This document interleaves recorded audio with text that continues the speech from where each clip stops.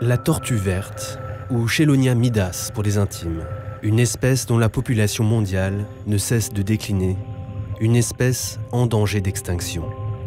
Ces animaux peuvent se déplacer sur des milliers de kilomètres dans les océans du monde.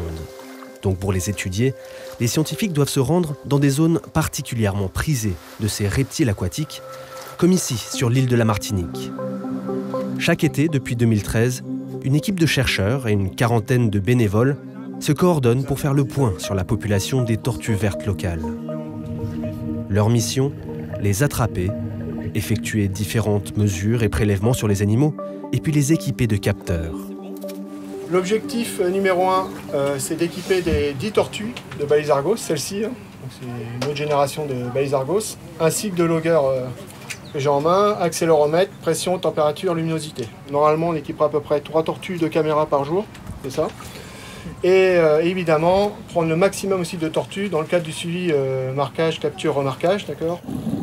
La technique de capture, marquage, recapture consiste à prélever les tortues en mer pour ensuite les marquer via l'implantation de puces électroniques dans l'une de leurs nageoires.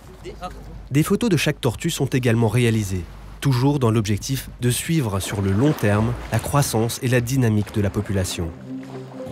Leur capture ou recapture est une opération particulièrement délicate qui nécessite l'expertise d'apnéistes chevronnés. Les systèmes qui marchent le mieux, ce sont des systèmes où il y a ce qu'on appelle les attrapeurs, ceux qui vont manipuler les tortues, les choper. Il y a ceux qui vont voir les tortues, parce qu'en fait, on est sur un espace qui est quand même relativement large. Donc on doit se déplacer en étant le plus silencieux possible pour moins possible déranger les tortues, donc de les voir dans un timing qui sera favorable à les récupérer. Et ceux qui vont aider à la stabiliser.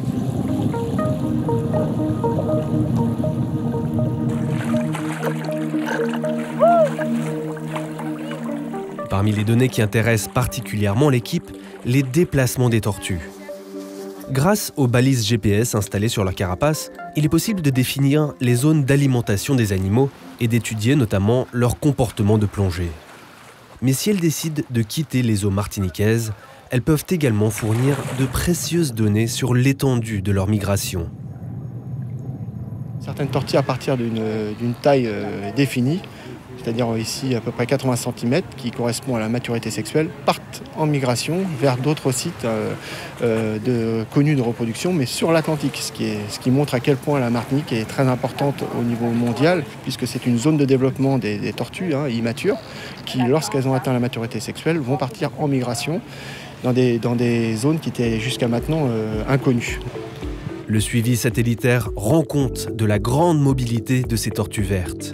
L'équipe a pu montrer qu'elles peuvent partir en direction de la Floride, du Brésil, de la Colombie et même des côtes africaines.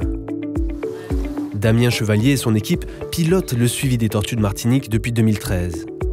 Une des choses que les scientifiques souhaitent mieux comprendre, leurs habitudes alimentaires.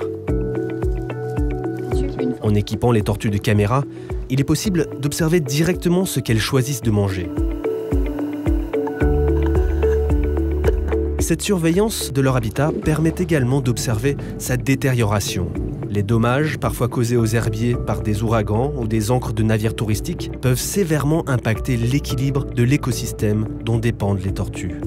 On risque surtout aussi avec des herbiers et des habitats composés d'herbiers monospécifiques qui sont donc peut-être moins riches au niveau de cet écosystème, qui pourraient amener justement ces tortues à aller rechercher d'autres sites d'alimentation ailleurs, notamment de la Martinique, qui pourraient être Sainte-Lucie ou Saint-Vincent. Sainte-Lucie, on sait aussi que les tortues sont consommées, donc ça peut être un effet boule de neige sur la disparition de ces tortues. D'autres techniques, moins directes, permettent également de déterminer les préférences alimentaires de ces animaux. Une fois la tortue sur le bateau, un petit morceau de peau est prélevé. Cet échantillon sera alors envoyé à Strasbourg, où il subira des tests dits isotopiques, qui permettront de connaître les proportions des différents végétaux dont se nourrissent les tortues. Pourquoi choisissent-elles tel végétal plus qu'un autre ? Les plantes sont également prélevées pour subir d'autres tests. Nous allons étudier aussi dans le cadre de ce programme la valeur énergétique des aliments consommés par les tortues vertes, donc qui sont généralement des phanérogames ou des algues, donc des herbes marines ou des algues. Le but, puisque là pour l'instant nous avons pu mettre en évidence quel type de phanérogame ou d'algues était consommé. Maintenant il est important de comprendre pourquoi. Est-ce que c'est lié à la valeur énergétique de ces différents aliments ou à un autre facteur? Donc à Strasbourg, nous allons commencer ces analyses via la calorimétrie. Donc on va utiliser une bombe calorimétrique qui nous permettra de mettre en évidence, de quantifier la valeur énergétique de chaque aliment. L'étude entre dans le cadre du Plan national d'action en faveur des tortues marines des Antilles françaises. Le programme se déroulera jusqu'en 2027, dans le but de mieux comprendre les tortues vertes afin de mieux les protéger.